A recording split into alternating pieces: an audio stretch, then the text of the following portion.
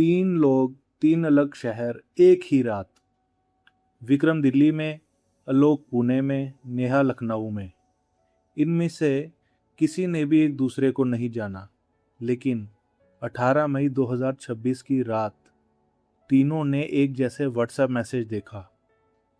Message भेजा था किसी अननोन नंबर से। एक लिंक था, एक एपीके फाइल थी और एक बोलता था, कॉकरोच जनता पार्टी का ऑफिशियल कॉइन आ गया है, अब सब अमीर होंगे। तीनों ने सोचा, सीजेपी तो ट्रेंड कर रहा है, अगर ये रियल है तो मौका है। विक्रम ने क्लिक किया, आलोक ने एपीके डाउनलोड की, नेहा ने अपना वॉलेट कनेक्ट कर दिया। 24 घंटे बाद तीनों की जिंदगी बदल चुकी थी। पहले समझते हैं सीजेपी क्या है। कॉकरोच जनता पार्टी। मई 2026 में सुप्रीम कोर्ट का एक कमेंट वायरल हुआ। चीफ जस्टिस सूर्यकांत ने कुछ कहा, लेकिन मीडिया ने तोड़ मड़ोड़ के पब्लिश कर दिया। बेरोजगार यूथ कॉकरोचेज हैं। लोगों को गुस्सा आया, एक जोक शुरू हुआ, कॉकरोचेज की भी पार्टी बनेगी। अभिजीत दीपके, जो बॉस्टन यूनिवर्सिटी का स्टूडेंट है, उसने मजाक में ट्विटर हैंडल बनाया @कॉकरोच जनता। 24 घंटे में 2 lakh followers. Memes viral. News channels ने कवरेज किया। सब बोल रहे थे ये इंडिया का नया पॉलिटिकल मूवमेंट है।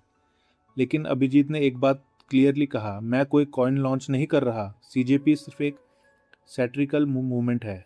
पर स्कैमर को मौका मिल गया।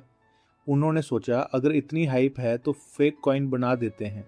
लोग आएंगे, पैसे डालेंगे और हम निकलेंगे।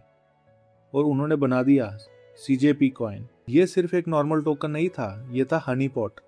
समझो, हनी पॉट मतलब शहद में छुपा जाल। टोकन दिखता है स्वीट, पर ऊपर जा रहा है, लोग खरीद रहे हैं, सब खुश। लेकिन जब बेचने की बारी आती है, पता चलता है बेच नहीं सकते, क्योंकि स्मार्ट कॉन्ट्रैक्ट में हिडन टैक्स है। सीजीपी कॉइन का कॉन्ट्रैक्ट चेक करो, स्कैम अलर्ट।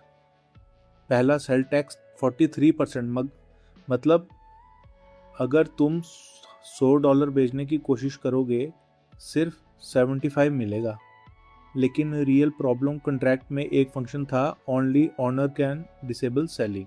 मतलब क्रिएटर चाहे तो सेलिंग बंद कर सकता है, और किया। 3 घंटे बाद क्रिएटर ने सेल डिसेबल कर दिया और अब कोई अपना टोकन नहीं बेच सकता। विक्रम ने देखा, उसका $2000 अब सिर्फ स्क्रीन पर नंबर है। उसे कैश नहीं कर सकता, क्योंकि कॉन्ट्रैक्ट की ऐसी तैसी हो गई है। ये स्कैम 2026 में बहुत चल रहा है। मीम कॉइन्स के नाम पर हनीपॉट बना के लोगों को लूटना। कॉइन एक तरफ, सेकंड स्कैम एपीके फिशिंग। आलोक को व्हाट्सएप आया, सीजेपी ऑफिशियल कम्युनिटी में आओ, यहाँ डेली सिग्नल्स मिलते हैं, अमीर बन जाओगे। आलोक ने डाउनलोड किया, फोन ने परमिशन मांगी। Allow access to contacts messages storage. Alok ने सोचा, हाँ कम्युनिटी ऐप है, ठीक है। पर वो गलत था। वो एपीके एक मालवेयर था।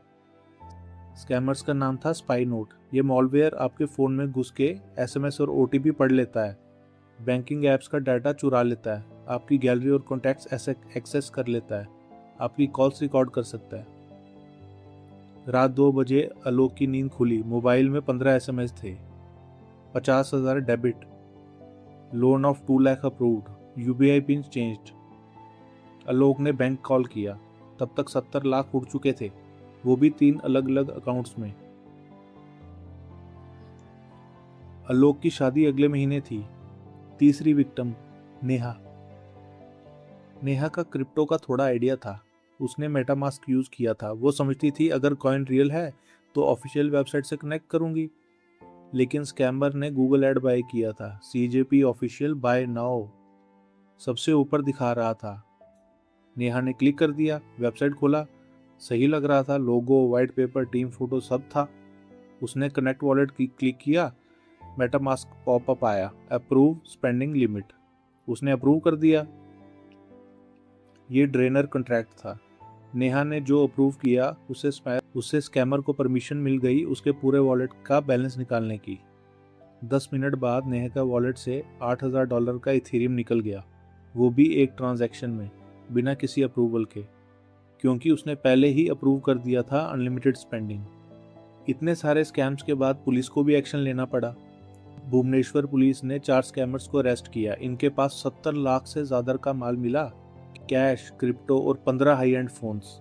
पर आलोक का पैसा वापस नहीं आया क्योंकि क्रिप्टो ट्रांजैक्शन एनोनिमस होती है, ट्रैकिंग मुश्किल है। दूसरी तरफ गवर्नमेंट ऑफ इंडिया ने सीजेपी का ऑफिशियल हैंडल ब्लॉक कर दिया, नेशनल सिक्योरिटी थ्रेट बोल के। सीजेपी मूवमेंट वालों ने बोला हमने कॉइन लॉन्च नहीं किया, हमारे नाम पे स्कैम चल रहा है, लेकिन तब तक हजारों